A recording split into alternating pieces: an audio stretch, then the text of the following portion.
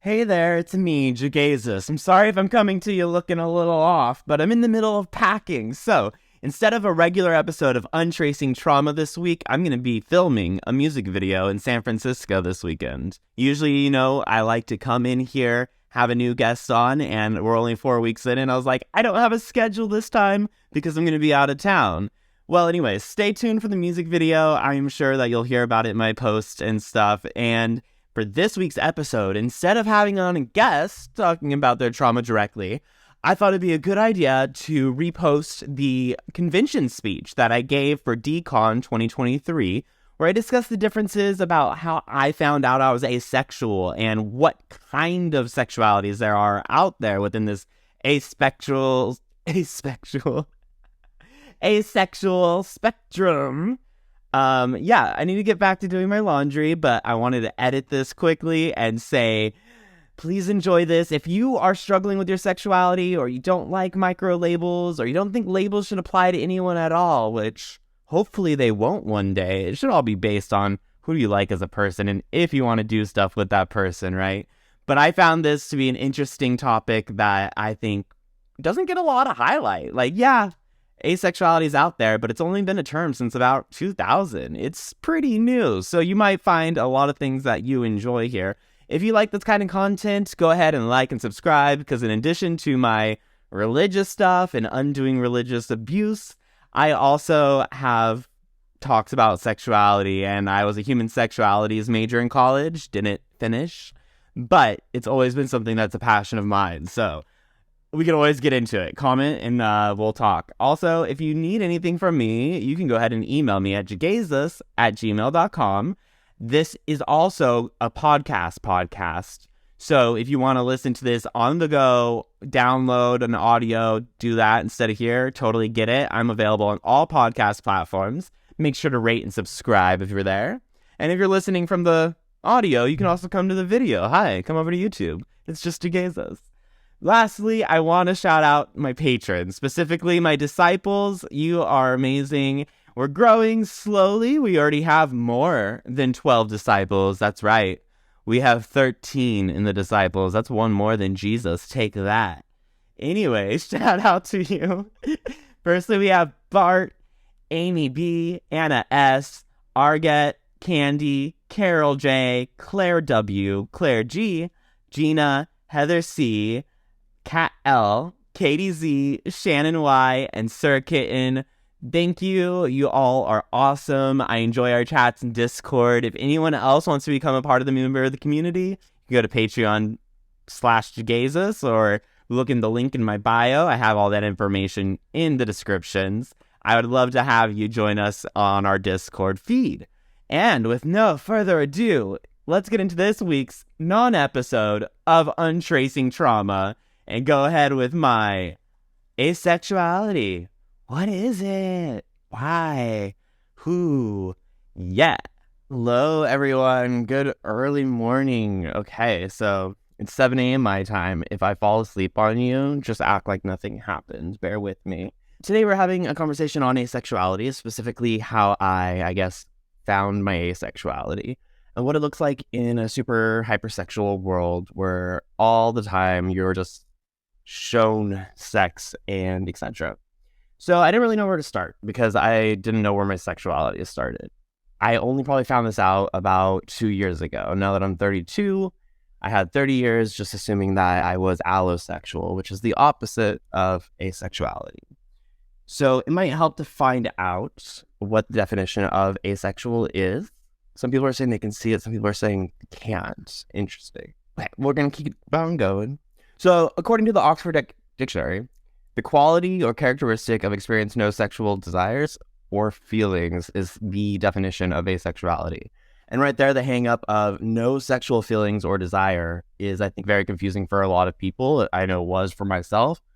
So I grew up trying to study human sexualities. That was my goal, was to become a counselor. So I thought I knew a lot of different things about different sexual orientations, different classes, and I understood asexuality as being not having any sexual attraction, because that's exactly how it was defined. I was sitting at work and I was listening to a podcast, and it was called Factually by Adam Conover, if anyone's familiar. And basically, I was just tuning in to find out what I already knew. Okay, I'm going to listen to somebody asexual describe how they are not wanting to have sex with anyone, how they don't feel attracted to anyone. And they had on Angela Chin, who specifically is also an author. I included her in my reading list that I will share in the comments here at the end. She wrote a book called Ace, and she's going over her experience of finding out how she was asexual. And surprisingly, I keyed in to certain things that she was saying, and I was like, I think this is me. Just because, again, that expanded notion of having no sexual desire is extremely confusing and not exactly what most people would think. As I was sitting there and I was listening, one way she describes it, let's go over that. So she said also as well, learning the term specifically doesn't usually change how you view yourself. Because if you've ever been in a relationship, then usually that love and that desire will kind of outdo this feeling of, oh, I don't want to be with anybody.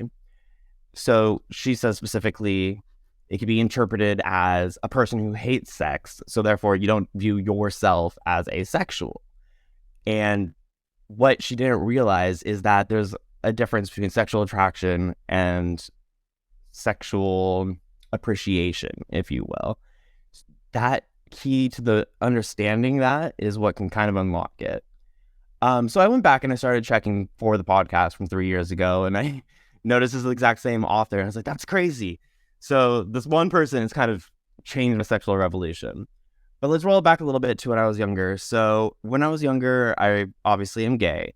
And there's this focus on gay men specifically wanting to be hypersexualized, both in our community and outside of it.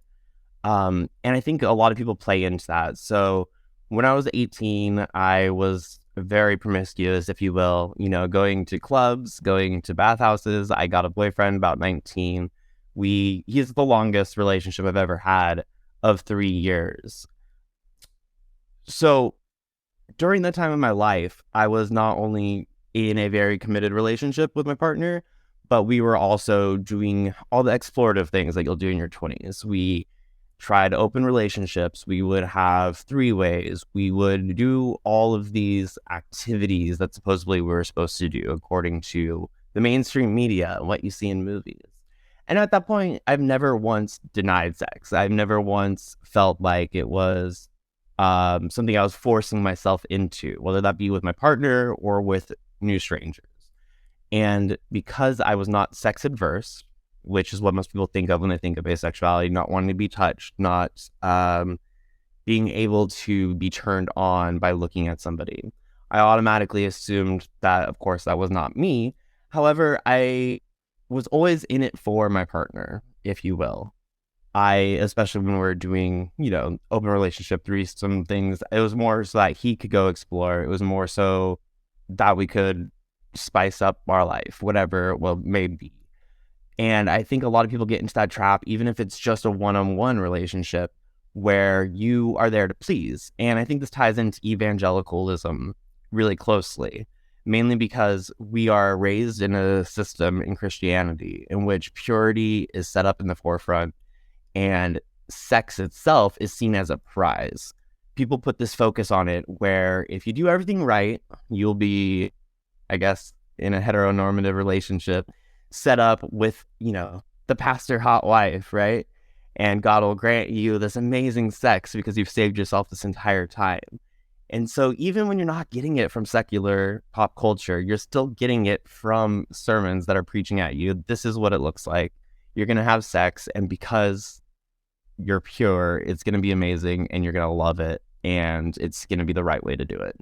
So what happens when you are there and you're actually becoming sexually active and it's not that exciting? That's where this disconnect comes in. And I think for me personally, I thought that's how everyone felt. I thought sex was another activity like taking a shower. Looking into different media references, if you play it in your head, or maybe this is for you, if you're allosexual, someone who identifies as, I guess, a sexually normal person of desire, a lot of people put sex on a pedestal in which it is very exciting. I'm thinking back to media references again, where people are like, oh, you just need to go get laid. It'll change your life. Or people waking up the next morning from a movie scene where all of a sudden they're glowing because they finally had that one night stand, or maybe is a new relationship, and they're very excited. And that's never been my experience. I don't have that innate desire to go out and find somebody. I don't sit at home thinking about sex. It's not something that I desire in that way. So that's where we start seeing people start to separate and try to find, what does it mean? Because we have a shared language.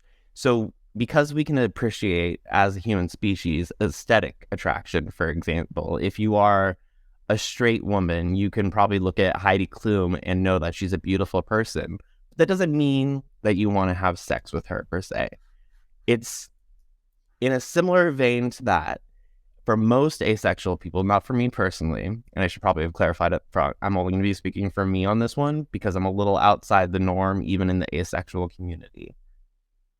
For me personally, I'm not sitting at home. I don't have a drive to go out and find sex. So I think what we should probably do is highlight different types of asexuality, because we're about to get into kind of how I separate. There's like a long list. I included it in the slides that I know I am not popping up properly. But if you do download it, you'll see a couple that are highlighted from a Twitter thread.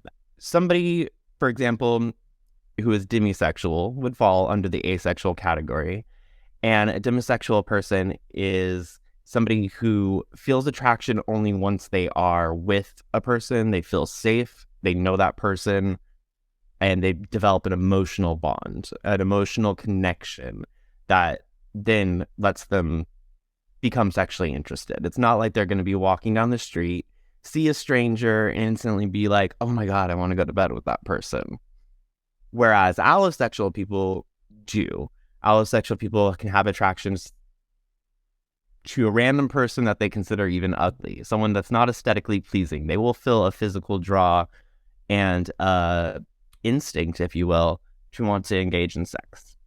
And so a demisexual person is kind of more what we consider in the West a normal person, which is interesting if you think about it, because the relationships that we are shown are very much, you get to know somebody, you fall in love, then you go after sex. At least, again, in the Christian world, that's how it's presented. So I think there's a lot of demisexual people out there who feel the same way, where they don't have any physical attractions until they get to know somebody. And they automatically, there can be a lot of prejudice in the asexual community where people say, well, that's the way it's supposed to be. Everyone's like that. And there becomes kind of this almost animosity within the community where they don't consider demisexuality actually asexual. They consider that to be the norm, that you would develop emotional connection before pursuing somebody. When that's actually not the case. That's actually outside the norm. That's outside the allosexual. So that narrative kind of ends up missing the entire point. The entire point is focusing on separating attraction from desire. The attraction is a physical part of it. It's the hormones. It's the pheromones. It's, again, that instinct that'll take over. And demisexual people, for the most part, are more psychologically attractive. It's not about the hormones. It's not about the physical. There's other types beyond that. So sapiosexuals are specifically attracted to intellect. They're not as interested in that biological pool. They find somebody's achievements attractive. And then there's people who are non-sexuals at the other end, who are sex adverse, who don't respond well. They can have physical reactions. They can actually get physically ill when thinking about somebody touching them. If they see a naked person on TV, that might be revolting to them. Example, that can also work in a relationship. My father and his partner of like 6 years, she cannot see anybody else engage in sexual activities. If there's a movie on the room and somebody starts kissing, she's out of there. She'll turn around, whatever it may be. She cannot witness it. However, they have a healthy sex life. So there's many variables that can be up in the air and playing together. So without clear lines, it becomes kind of hard to distinguish, especially when the large majority of ace people are sex positive. They're not in the area where they're going to actually get sick whenever they see something. And so even though sex isn't something they enjoy for the act of sex, many asexual people do enjoy the intimacy of their partner. Many people do use sex as a tool to either communicate love or to out of boredom, to be honest. Sometimes you can just do it for something to do. But it's not that life-changing arc that's presented. So that's, I think, probably one thing I want to convey to anybody who's not familiar with asexuality or asexual people is that when you're witnessing this, or even when you're searching it in yourself and you think, oh, well, that can't be me because I have sex and it's fun. Sure. But are you having sex because it's fun, or are you having sex because you want to have sex? Again, it comes down to a language thing. And when we're biologically speaking, asexual people can be horny, they can have kinks, they can have fantasies that are specific. And essentially, I guess it's that feeling of something that pops up, an itch that you need to scratch, if you will. Angela Chin describes, specifically, she says, a person can be ace and have no desire for sexual release at all. Or a person can be ace and have a so-called undirected sex drive. The tingling in the nethers, as she puts it. An undirected sex drive isn't a quirk of an ace experience. It's another way of saying being horny, which can afflict anyone, because horniness does not have to be attracted at anybody. But as discussed, some ace people like self-pleasure. Some people will even use porn as a tool, something to address that horniness. But it's still different when it becomes directed at a person. For the majority of the asexual brackets, again, they're not going to have an image in mind. They're not going to have any want towards a person. But there's different types of attraction as well. We're going back to that aesthetic attraction. You can aesthetically be horny, I guess, for a person, even if you don't want to actually physically get involved with them. As I used earlier, Heidi Klum and straight women, for example. So when you try to start separating things into a binary, I think it causes this issue. There's so much at play between interaction and desire, or attraction and desire, that also the boredom factor, the intimacy factor, the wanting to be accepted by your peers factor, all these things layer up and play into your decision to have sex. And as a community, as a culture, we think of sex in a binary as a yes or no. Are we consenting? Are we getting involved? Yes or no? Without really investigating what lies beneath that, and without trying to figure out why you wanted to have sex in the first place. So that's kind of an overall view of what asexuality is. And to get back into my personal story, which, again, can't speak for everybody, I don't have that horniness. This is another part where it gets really confusing for me, or why it took me so long to figure out. I don't have the itch or desire that needs to be scratched. It's never something that I'm sitting at home thinking about. It's never something where I'm like, oh, I really want to go out tonight. I talk to my friends on the phone who are very much like that. And even then, I never, for years, never separated the two, because I was just like, they're playing it up. I assumed everybody was exaggerating, sort of in the way when I was coming out as gay. I assumed everybody was gay. You got married for looks. And I very much thought that was a thing, probably until I was 13. I was like, okay, everybody wants to have sex with men, women and men both. And then everybody wants to marry a woman because they're kind and nurturing. I assume when my friends call me and they're like, oh my God, like it hurts, like it physically pains them unless they go out and find a partner.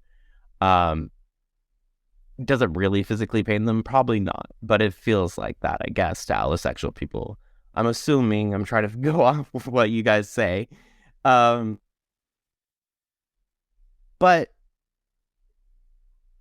let's say it just sounds like a lot of work, right? It sounds like you have to get ready, go out, do all that thing, and the benefits don't really add up to me.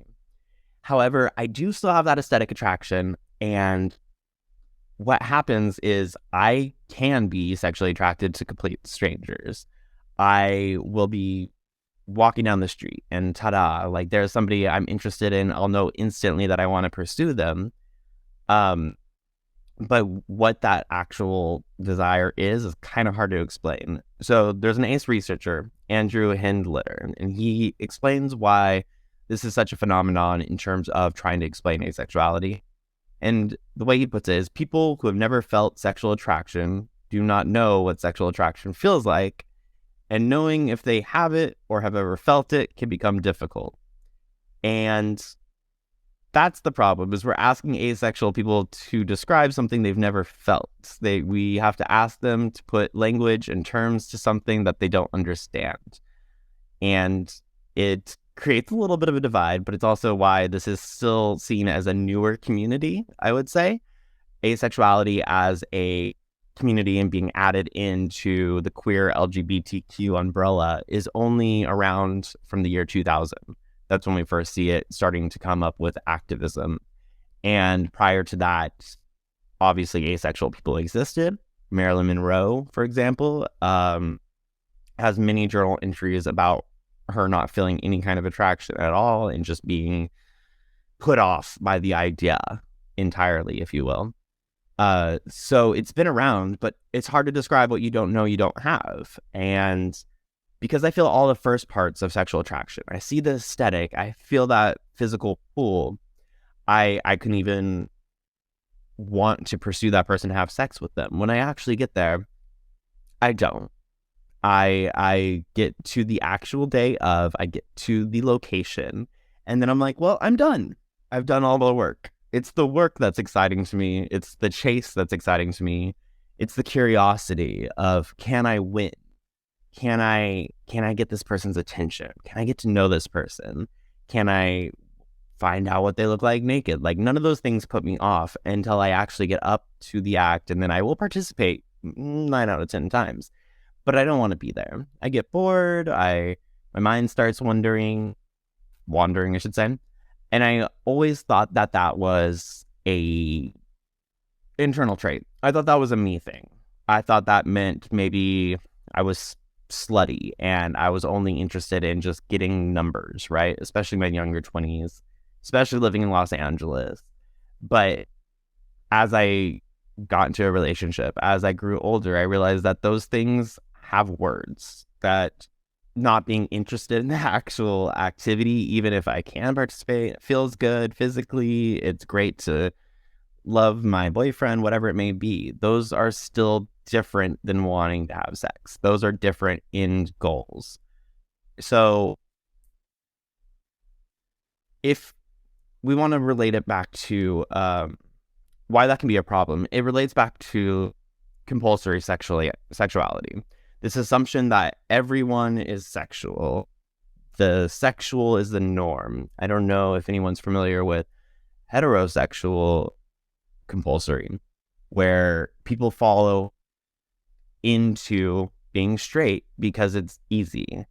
Basically, the notion goes, even if you're like attracted to one man as a man, but 95% of the time you're attracted to women, you're just going to ignore the gay part and you're going to consider yourself straight and pursue women. Or if you're bisexual and it's actually a 50-50 split, compulsory, I can never say compulsory, compulsory heterosexuality is when you just ignore the gay part. So it's the same thing with asexuality. We're in this hypersexualized world where it can be hard to notice because you can just as easily blend in. You can hang out with your friends and talk about who's attractive and who's not. And it totally still makes sense because, again, you have that aesthetic attraction and we know the steps. And we know how to blend into a society that kind of forces everyone to assume sexuality is the norm. And it can be scary for a lot of people. I don't think it was for me necessarily, just because I'm more of a homebody anyway. So I didn't worry about not having attractions. Whereas there's people who will go and get medical tests and diagnoses and try to get their hormone levels figured out. And there are definitely dysfunctions, right? I mean, we all know you can have erectile dysfunction, you can have a host of other different dysfunctions when it comes to sexual intercourse and the desire to have it. But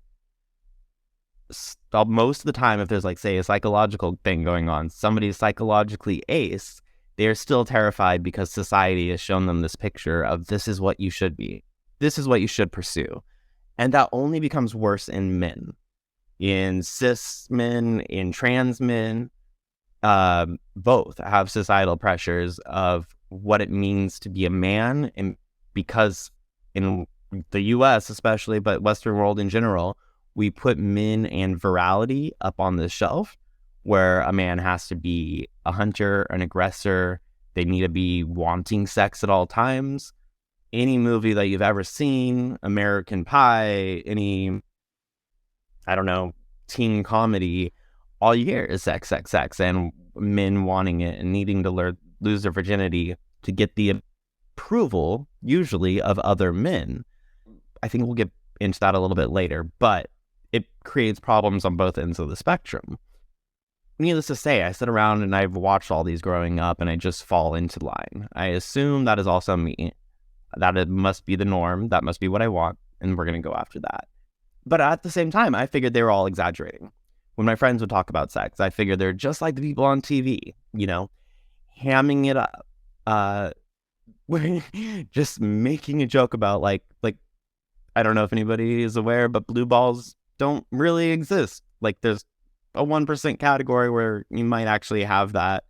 But it's kind of almost like an inside joke by men that's used to coerce people into sex. So don't fall for that one.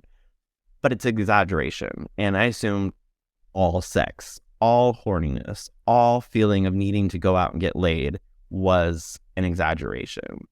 For all intents and purposes, I'm wired different from allosexuals and the majority of asexual people. Because specifically, I do have that initial sexual attraction, and then it fades away. Let's go back to our umbrella. I wish I had my slides. I'm sorry, I gave up on them. But so we have asexuality as an umbrella. And then underneath that, there's many different terms. But if we're going to go to this branch, I would be in the gray sexual category, and gray sexuality is defined as little or infrequent sexual attraction to others. So you still have some, but it's little or it's infrequent. And without going into all the other ones, because I don't know them, there's literally like 20 different ways to define it. If you niche down more, I'm technically let's see if I can find it, Fraysexual, which is experiencing sexual attraction towards those they aren't connected with. They lose sexual attraction as they get to know a person. So even with inside gray sexuality, which is inside asexuality, there's still subcategories, and it keeps on getting down more and more niche. And a lot of people, I think, are afraid to adopt new labels. I see conversation online, on TikTok, about why do we keep on inventing new labels? Why do we have to tear everything apart? Like, why isn't gray ace good enough? Now you have to invent Fraysexuality? Because specifically for me, in a relationship, losing attraction as I'm with that person, or the physical attraction part, it starts like instantly. Like I said, once I get to the bed, it's already like out of my head. I'm over it. That's important to know. But that still separates me from gray asexuals who have situational sexuality, where it's not necessarily that they don't want to pursue somebody 2, 3, 4 times. It's just that they infrequently have a sex drive, which is different in the category of asexuality, which can include, again, sex repulsed people who get physically ill just by seeing sexual activities, which also people who are just maybe completely uninterested in anything, but they're not repulsed. So there's so many different ways that we can break this apart that it becomes important to have specificity. I don't see it as a problem. I see it as a skill, actually. So I back to Angela Chin, the person who wrote the book Ace and was on this podcast. She uses a great analogy where she was like, you can look at a box with wheels and be like, okay, cool, a box with wheels. Love it. And then you're like, oh, that's called a car. Got it. Oh, it's okay, this silver sedan. It's specifically a sedan. Okay, and then you learn that's a Honda Civic, 2018, and it has 50,000 miles. Good to know. As you develop language, as you develop words for what you're seeing, you can also develop knowledge around it, and you can become more of an expert in it. And that gives you power, that gives you tools, that gives you resources to be able to actually categorize what your wants and what your needs are. So if you're looking at a box with wheels and somebody is like, here's $100,000 price tag. Do you want this box with the wheels? You might think that's a great idea. It's a box with wheels. That's dope. But when you find out that it's a 2018 Honda Civic with X amount of miles and they're asking $100,000, you're going to know it's not a good deal. Like, you can take that elsewhere and find something that's a better fit for you. If you have $100,000 to throw around, you can go get Andrew Tate's Bugattis. I don't know. They're still on hold somewhere in the police. So the goal is, in creating specificity, we will have tools to better describe ourselves. We will have tools to better relate to other people. And probably most importantly, we will have tools to be able to have better relationships. And better relationships overall creates a better world, in my opinion.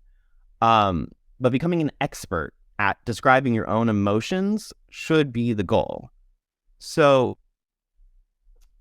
at last, if we go back to the podcast, this is the moment where I think things kind of came together for me.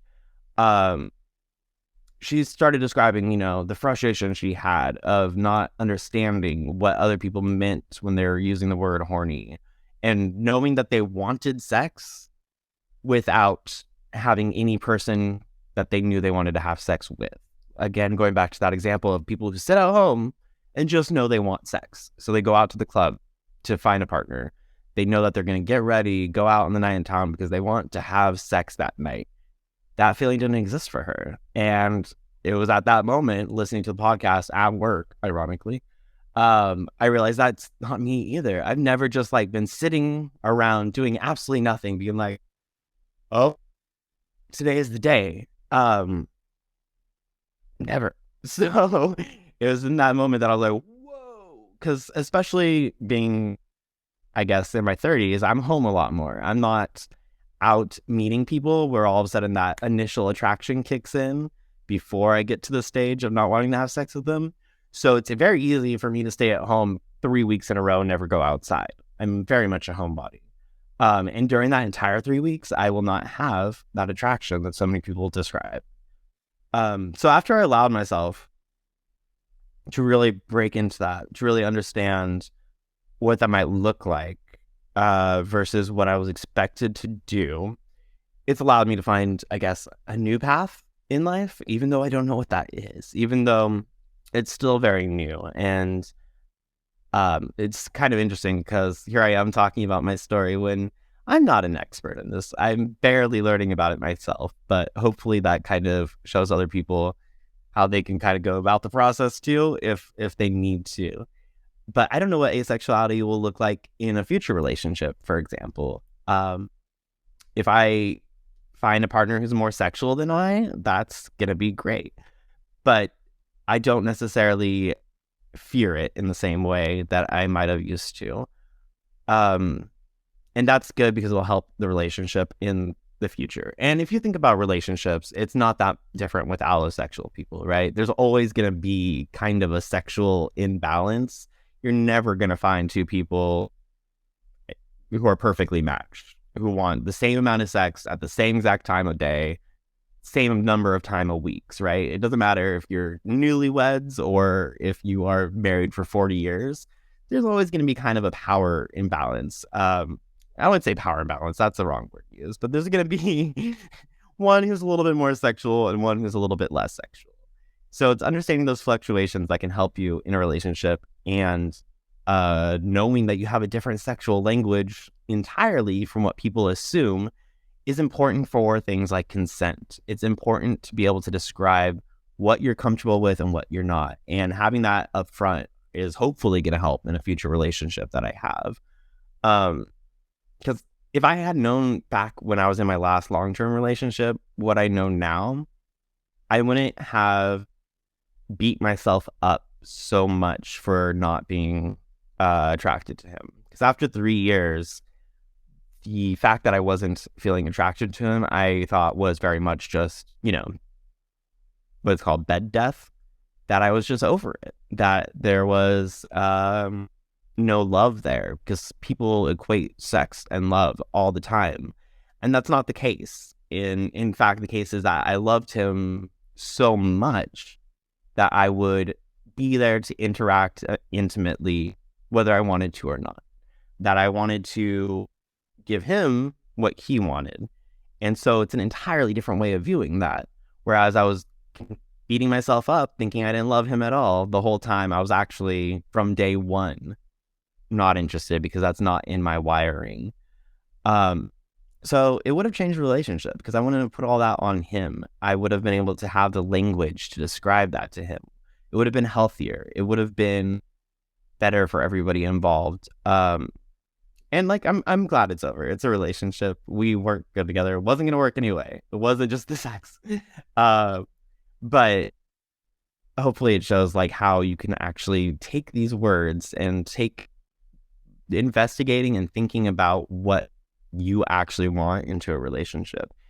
And I think this is where asexual people have a lot to teach allosexual people. Even if you have completely generic, out of the box, totally normal, vanilla sexuality, I don't know what that looks like, nobody does. But even if you're 100% normal, we're going to need to stop using that word. Even if you have what I guess is mainstream, it would help to take a note from ACEs how we start breaking down into subcategories so that you can also describe yourself. People already recognize, oh, I like blondes more than brunettes, or I need somebody taller than me. That's normal preference to have. So breaking out and feeling where your desires are, having a desire preference will help you interact with the world. And I think this is why visibility is important. That way you can pursue what makes you happy instead of trying to fit into this mold of society. And more importantly, I think it, as we have these conversations, is very important because it's dangerous to have sexual assumptions out there. Because as we can see, where there's asexual people who are sex repulsed, we have the flip side of that. So I was talking about how compulsory heterosexuality and sexuality in general is forced upon men. They are raised in this world where your manlyhood is tied to your sexual conquest, especially within straight circles. Having high body count, having a lot of sex is seen as the manly thing to do, and we put so much stress on this manliness where people look to that to affirm their gender.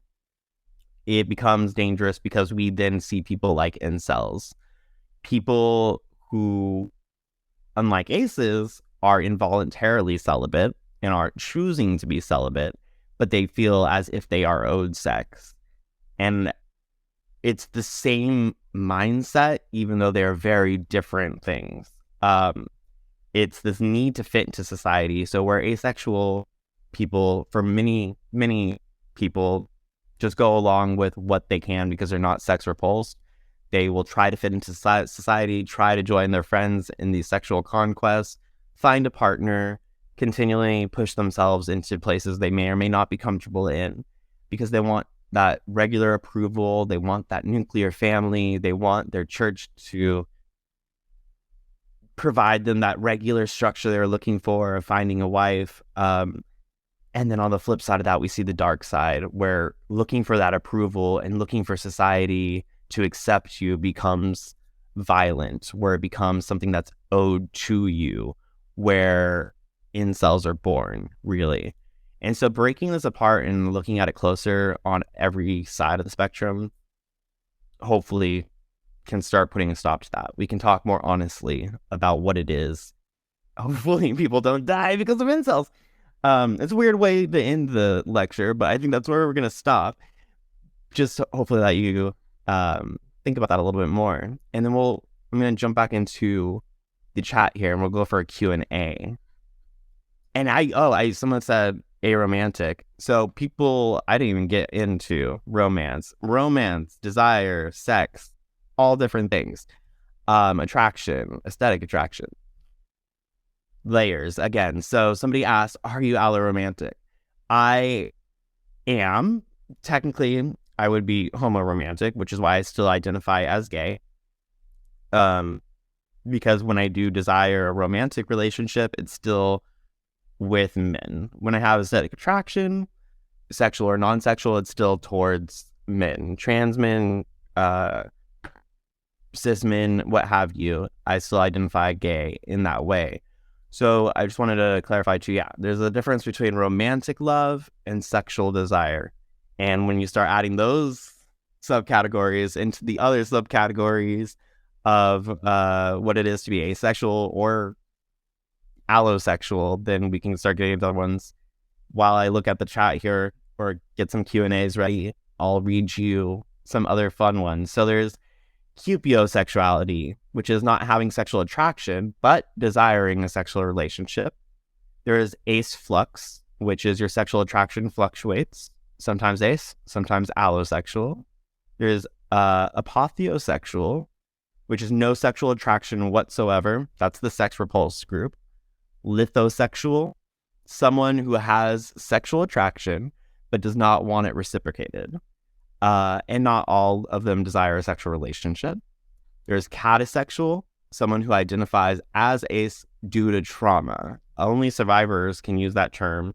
If somebody has been assaulted and never wants to be back in the sexual realm again, understandable.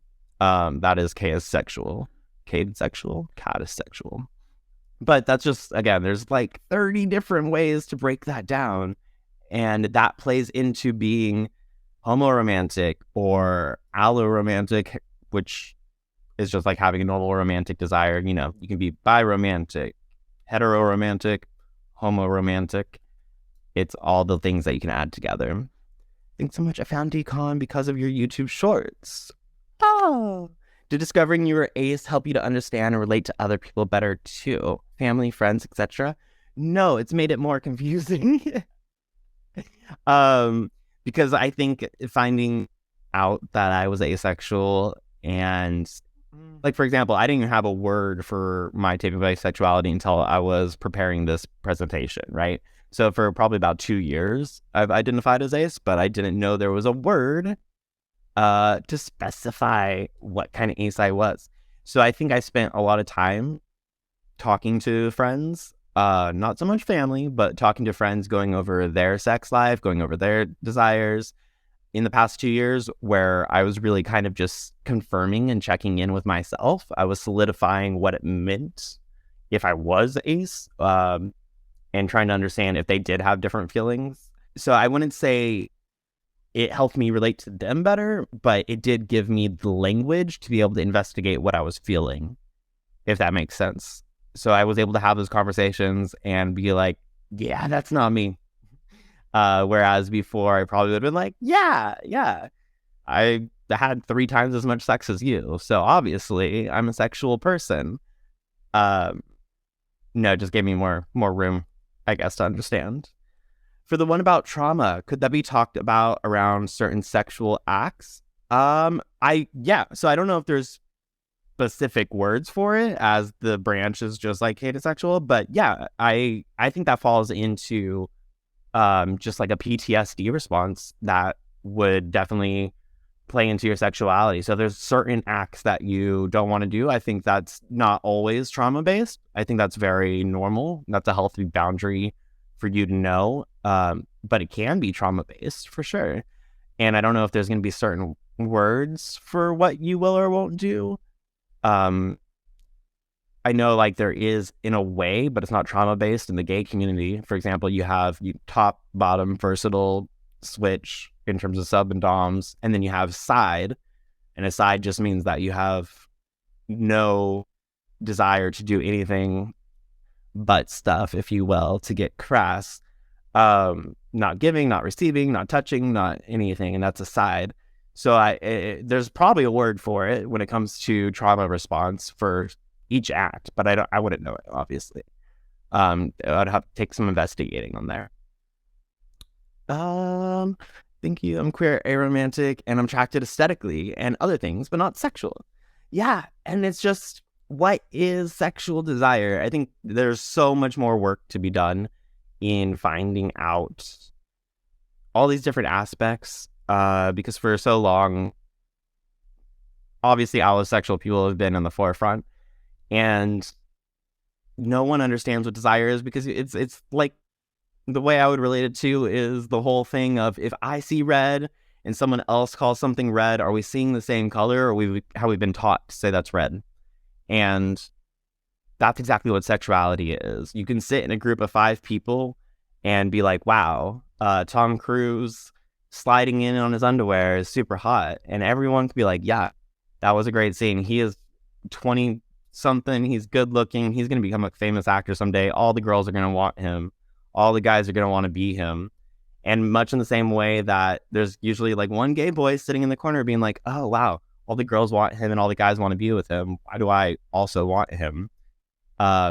Everyone can just put on that face and agree, but it doesn't mean that every single person in that room wants to have sex with him, or have sex with Tom Cruise in the same way, or at the same time, or for the same length of period, because maybe one night stands are in some people's minds. Some people want to develop a relationship and have sex with Tom Cruise. That's their fantasy. But at the same time, everyone just agrees he's aesthetically pleasing. So we need to, I guess, just have more space to have those conversations, instead of just making assumptions that everyone else is attracted to Tom Cruise the same way that you're attracted to Tom Cruise. Shout out to my boy Tom Cruise.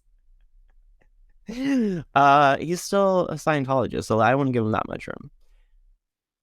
Love your Paul shorts and the incel stuff. Thank you, SJ. I mean, I haven't really gone to incels because I was kind of joking about Paul being an incel, but was I joking? Was I? I'm scrolling back up through the chat a little bit just to see if there's anything that I missed. Let me know, John, if there's any questions that you saw pop up, because I'm only seeing that one in the question and answer section. How would I explain the shift from asexual and aromantic and intentional platonic relationships?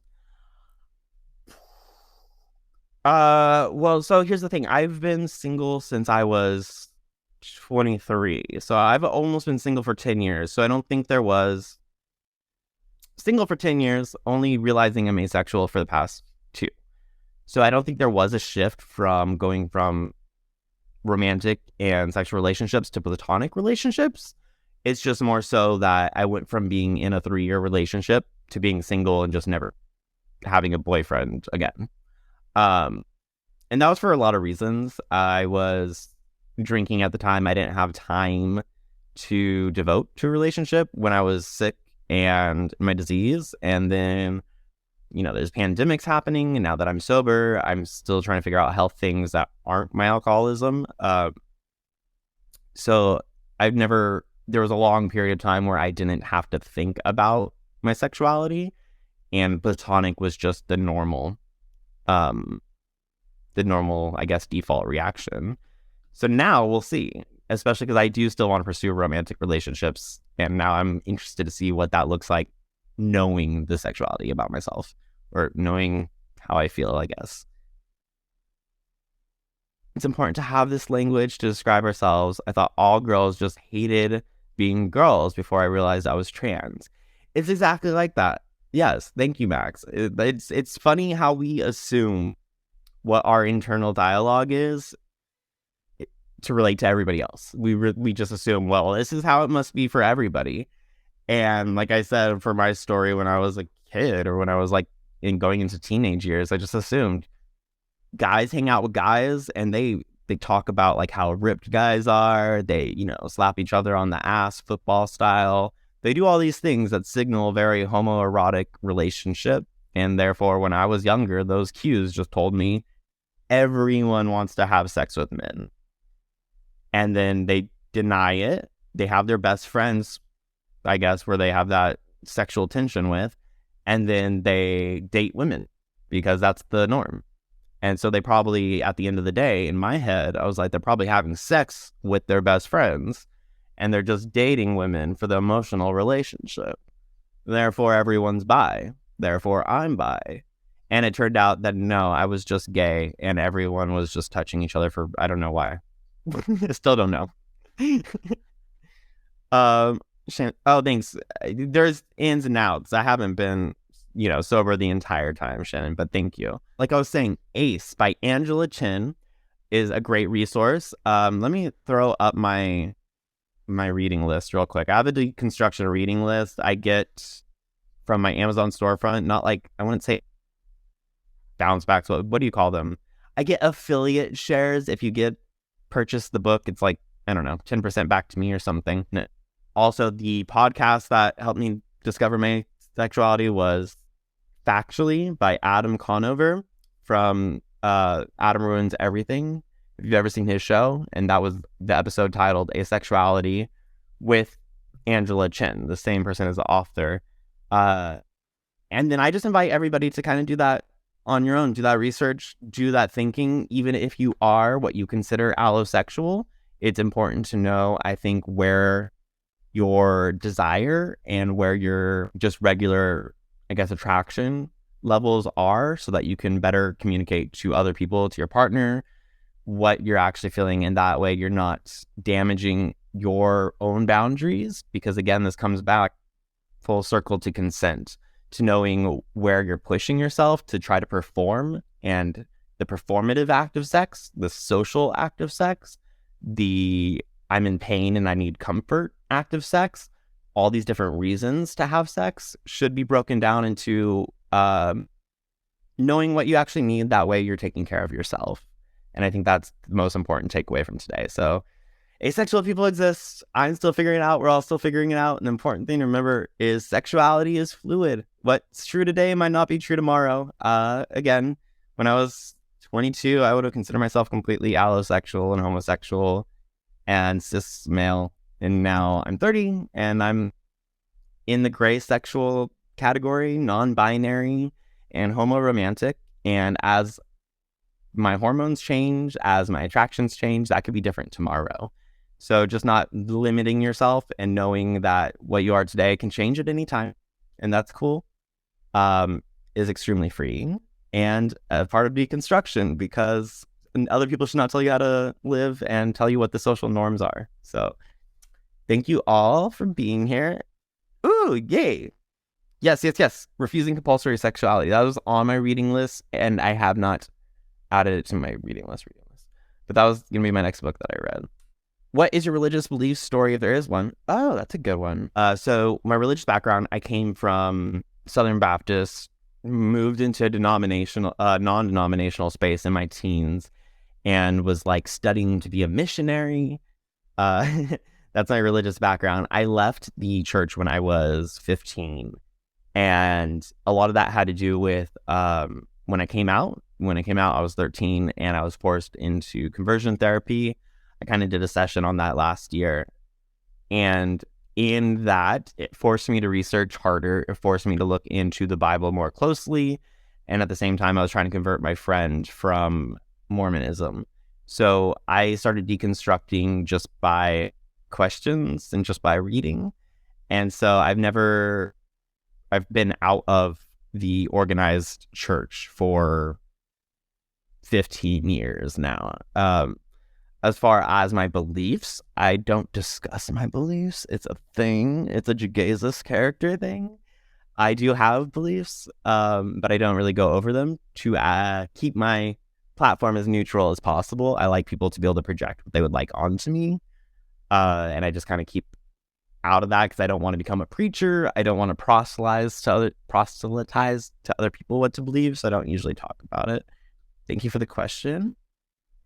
Love the car analogy. Same. I thought that was so genius because, like, I don't know why it was really hard for me to understand the language or the labeling, the micro labels, until I heard that car analogy, and I was like, oh, that makes sense. When you understand something and when you have words to be able to describe it. Obviously, it makes communicating it easier, even though we can't really tell other people exactly what we're feeling. But we have a lot of different words for, I don't want to say attraction because that's not true. But we have a lot of different words for, I don't know, like emotional attraction. Like we know when we're feeling sad, depressed versus withdrawn versus, I'm only the negative ones, versus tired versus, like we have all these words to describe emotions. And then when it comes to desire, it's like you're either wanting sex or you're not. It becomes this binary, and micro labels are important for that discussion, for language, for evolution of the talk. As a curling girl into goals.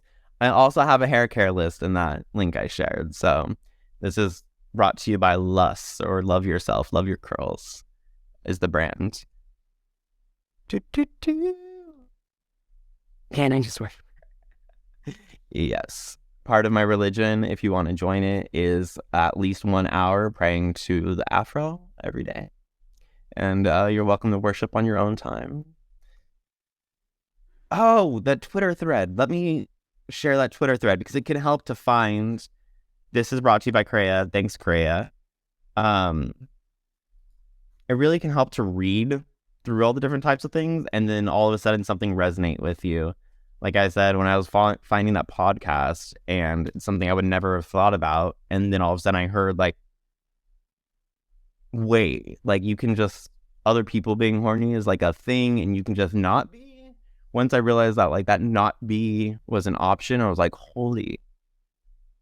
Now that I'm thinking about it, now that I have words for it to describe it, that is also me.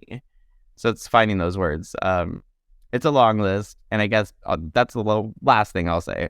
Be patient with other people, especially, like I said, there's a lot of online talk about what is and is not valid.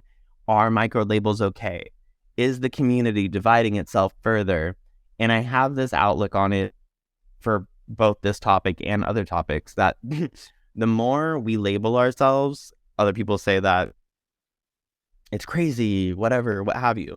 The more we label ourselves, the more everyone realizes that they are, not that they're unique, but that everyone is different, right? It's no longer gay versus straight. It's no longer trans versus cis. We recognize that there's genderqueer, gender fluid, non-binary. You might be more of a woman one day, more of a man another day. You might be strictly on the actual binary closet. But the more that we have these labels, demisexuality, flowsexuality, Cupid sexuality, the more that we have these labels, people can find themselves prescribed to it. And I have a prediction that everyone is in the queer umbrella. And so in another 20 years, when Gen Alpha is coming up and labeling things even more, again, realizing asexual only came about in the year 2000, when Gen Alpha comes up and has all these labels, there's going to be less bigotry and less hatred. Because how are you going to hate a group of 5 specific people because those labels only apply to 5 people in the entire world, when you also have your own list of labels? Everyone will be labeled as something. It won't just be normal and the gays. And it won't be normal and the asexuals. It'll be, hi, I'm non-binary, sometimes on the cis side, asexual, specifically gray sexual, but I do lose attraction in relationships. And you'll be able to describe yourself succinctly, and everyone else will also be different. So I think that's going to be an interesting world to live in. Okay. Thank you, everyone, for joining. If you want to follow me, I am on all the platforms as Jegaysus. I'm going to be starting a new show here shortly, as soon as next week, where I have live interviews on YouTube on Saturday and Sundays and Mondays. So stick around for that. It's all going to be about religious trauma and working through religious trauma. I'm going to have guests on who have experienced being hurt in the past, and we're going to kind of get into, like, hopefully the psychological side of that and undo some of this expectation we're all having to carry. So if you're interested in deconstruction, I'd say come over there. It's going to be very trigger heavy. So careful, because there's going to be a lot of sexual assault and stuff like that. So don't do that if you're going to be triggered. But I hope to see you all around, and I hope you enjoy the rest of the conference.